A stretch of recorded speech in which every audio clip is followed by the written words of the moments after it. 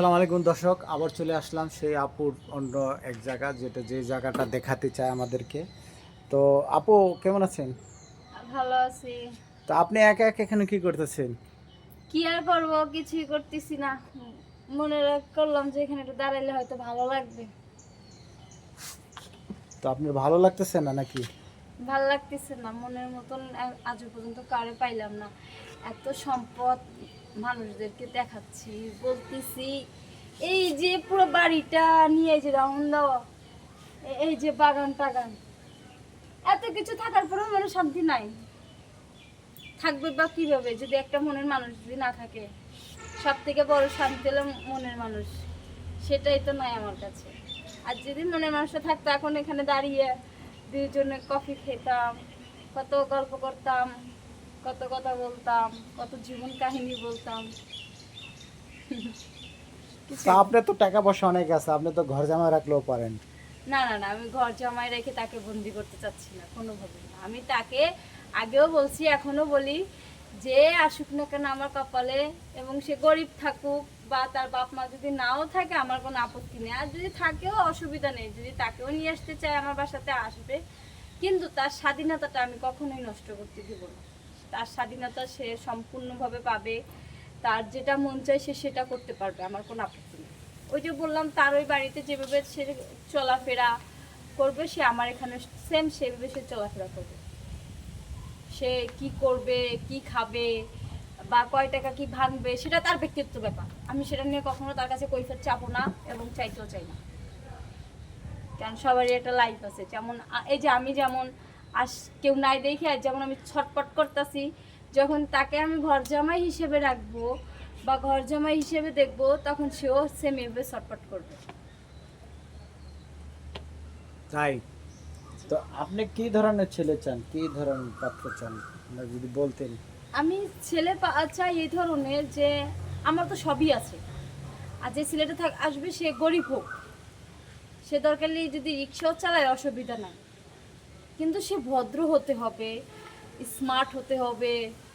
বুঝলেন তো, আমি তো একটা শিক্ষিত মেয়ে, একটা কলেজের মেয়ে, আমার সাথে তো আর আনস্মার্ট তো চলবে না।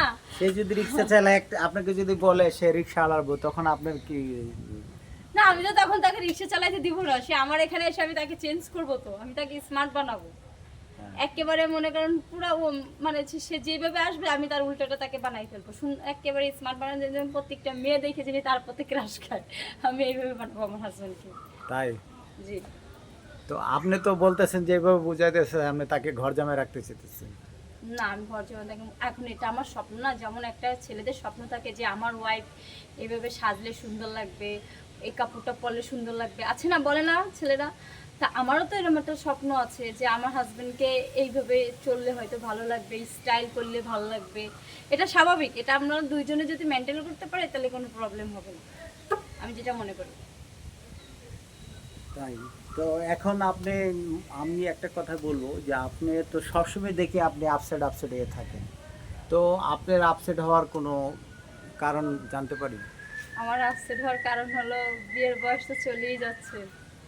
এখন এই বয়সে যদি কাউকে না পাই, তাহলে বুড়ো বয়সে মানুষকে নিয়ে কি লাভ? আপনার বয়স কত বর্তমানে? কত হবে, 25। 25 বছর। দর্শক, আপনারা জানলেন তার আপার কথাটা। আপা তো আগেও নামটা বলছে।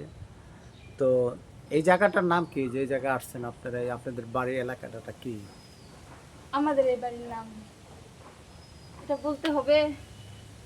দর্শকের উদ্দেশ্যে বললে ভালো হবে, মনে করেন দর্শক বুঝবে যে আপনাদের না, আপনাদের গ্রামেরটা কি, দেশের গ্রামটা, যে গ্রামটার নাম কি? এটা হলো খামার বাড়ি।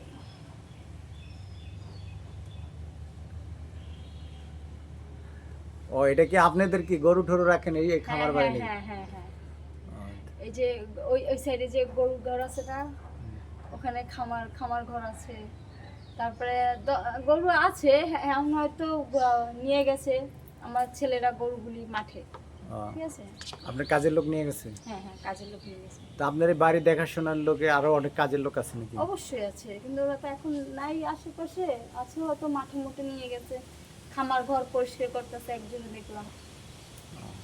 তো আপনি যে এই যে মনে করেন এখানে আসছেন, যে আপনাদের যে 7টা ভাই, তাদের খাওয়া দাওয়া রান্না বাড়া এটা কে করে?